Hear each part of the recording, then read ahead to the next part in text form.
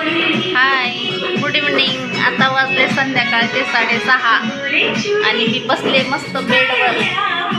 6:30 वाजले तरी बेडवर का बसले निवांत तर सांगते तुम्हाला. आज आहे शनिवार, सुट्टी. आज काय डब्बा वगैरे काय नव्हता. आज सगळं निवांत होतं एकदम. आणि दुपारी मला असं वाटतं 1-2 वाजता बिर्याणी बनवली होती. आता ती बिर्याणी आहे पडलेली.